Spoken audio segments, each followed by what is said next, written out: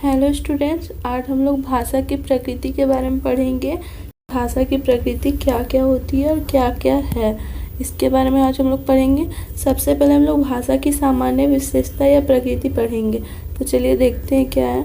तो भाषा की प्रकृति उसके विलायक तत्वों का अथवा इसके विविध अवयव पर दृष्टिपात करने से क्लियर हो जाता है कि भाषा क्या है। एक व्यवस्था है, वह कर्मोच्चारित विभिन्न ध्वनियों की श्रृंखलाबद्ध रचना है। भाषा में निम्नांकित सामान्य विशेषताएं परिलक्षित होती है। ठीक है, तो चलिए सबसे पहले हम लोग देखेंगे क्या है। सबसे फर्स्ट पॉइंट, सबसे पहले भाषा क्या है? एक अर्जित संपत्ति है। ओके, पैतृक संपत्ति नहीं है।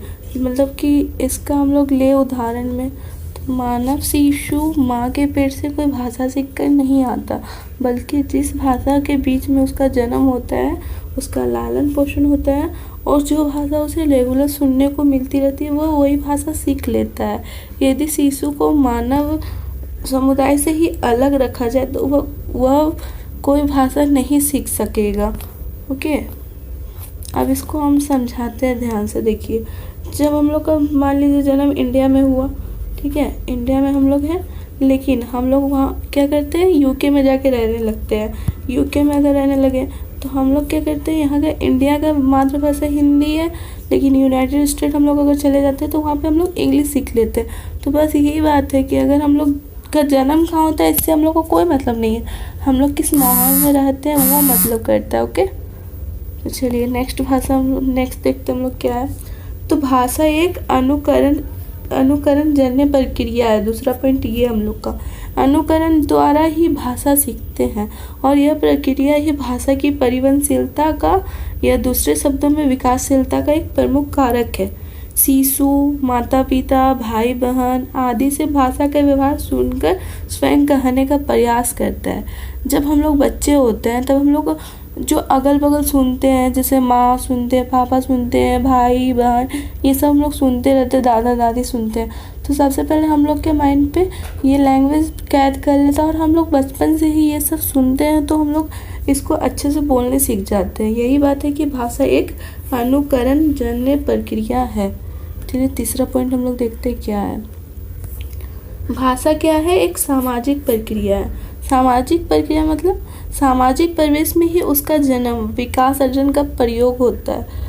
अतः वह समाज सापेक्ष है। मनुष्य स्वतंत्र सामाजिक प्राणी है और भाषा उसकी ही कृति है। भाषा कोई दैविक प्रकृति या सांस्कृतिक संपदा नहीं है, वह सामाजिक परिवेश में मानव अस्तित्व की उपज है। मतलब यहाँ पे सामाजिक प्रक्रिया से हो जाता है कि ये हम लोग का दैविक प्रकृति यानी कोई देव भगवान वगैरह का प्राकृतिक नहीं है, ये सांस्कृतिक संपदा भी नहीं है, ये हम लोग का सामाजिक परिवेश में मानव मस्तिष्क द्वारा उपज है। ये हम लैंग्वेज जितने भी प्रकार के होते हैं वो हम लोग खुद इसको इस दुनिया में लाए। ठीक है, 4 पॉइंट, भाषा सतत परिवर्तनशील प्रक्रिया है। भाषा परिवर्तन ध्वनियों शब्दों पदबंधों एवं वाक्य रचनाओं आदि सभी स्तरों पर हो सकते हैं, पर यह परिवर्तन इतने सेने होते हैं कि उनका पता तत्काल नहीं चलता है। मीन्स कि अगर हम लोग को देखिए, कुछ भी हम लोग भाषा परिवर्तन ध्वनियों, जैसे हम लोग ओ आ अर्शे ये सब में भी देखिएगा कुछ होता है, और क ख में भी हम लोग का कुछ ध्वनि चेंज होता है। तो यही है कि परिवर्तन इसमें धीरे धीरे होता है, उनका तत्कालिक पता कुछ चलता नहीं है। 5th पॉइंट क्या है? प्रत्येक भाषा का एक क्या होता है? मानक रूप होता है। ठीक है, यद्यपि भाषा सतत परिवर्तित होती रहती है, तो विशेषतः एक विशाल भूखंड में प्रयुक्त होने वाली भाषा के प्रयोग में भिन्नताएं आ जाना और भी स्वाभाविक है।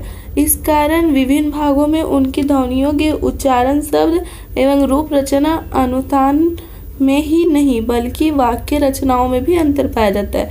किंतु भाषा एक मानक रूप भी होता है, हमें सदा इस मानक रूप का ही प्रयोग करना चाहिए। ठीक है, इसको ध्यान रखिएगा। नेक्स्ट हम लोग आते हैं कि भाषा क्या है। भाषा को कोई अंतिम रूप नहीं होता है। आज हम लोग अगर हिंदी सीखे हैं तो कल हम लोग उर्दू भी सीख जाएंगे, और परसों हम लोग बंगाली भी सीख जाएंगे। कोई इसका अंतिम रूप है ही नहीं। और हम लोग कुछ मतलब खोटा में ही नहीं, कुछ और लैंग्वेज में भी अगर हम लोग का मुंह से कुछ निकल जाता है तो वो भी एक भाषा बन जाता है, अगर हम लोग क्लियरली उसको बोलना सीख जाए। तो इसलिए भाषा का कोई अंतिम रूप नहीं होता है। समाज सापेक्ष होने से फलस्वरूप वह सदैव विकास की ओर अग्रसर होती रहती है। जो भाषाओं बोलचाल में नहीं होना चाहिए उनका तो अंतिम रूप निश्चित है, पर जीवित भाषाओं में तो परिवर्तन अवश्यंभावी है। जीवित भाषा का यही लक्षण है। ठीक है, यहाँ देखिएगा। नेक्स्ट हम लोग आते हैं, भाषा परंपरागत और व्यक्ति उसका अर्जन कर सकता है। मतलब कि देखिए, हम लोग व्यक्ति क्या कर सकते हैं, भाषा का परंपरागत और उसका अर्जन कर सकते हैं, उत्पन्न नहीं कर सकते। भाषा परंपरा से चली आ रही है, व्यक्ति उस परंपरागत भाषा का ही समाज में अर्जन करता है। ओके, पर चलिए हम लोग नेक्स्ट देखते हैं 8 नंबर। प्रत्येक भाषा की संरचना दूसरी भाषा से अलग होती है। मीन्स कि देखिए, हम लोग का कोई भी भाषा हम लोग बोलते हैं तो उसका ध्वनि अलग होता है, शब्द अलग होता है, रूप अलग होता है, वाक्य अलग होता है, अर्थ अलग होता है। आदि दृष्टियों से किसी एक या अनेक स्तरों पर एक भाषा का ढांचा दूसरी भाषा के ढांचे से भिन्न होता है। यह भिन्नता ही एक भाषा को दूसरे से पृथक कर देती है।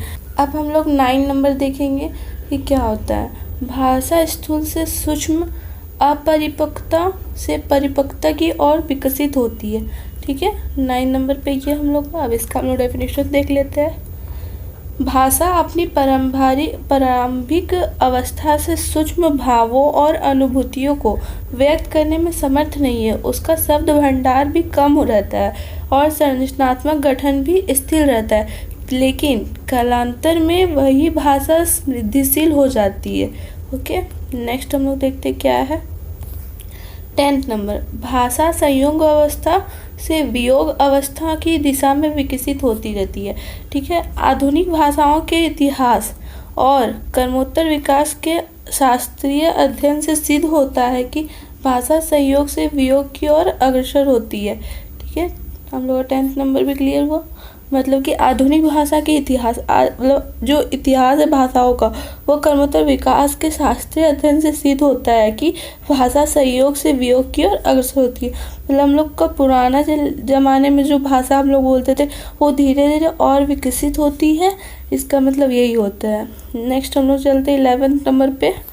मानव पर्यटन लाघव को विशेष पसंद करता है। मीन्स कि भाषा चूँकि मानव अर्जित संपत्ति है, अतः भाषा स्वभावतः कठिनता से सरलता की ओर प्रभावित होती है।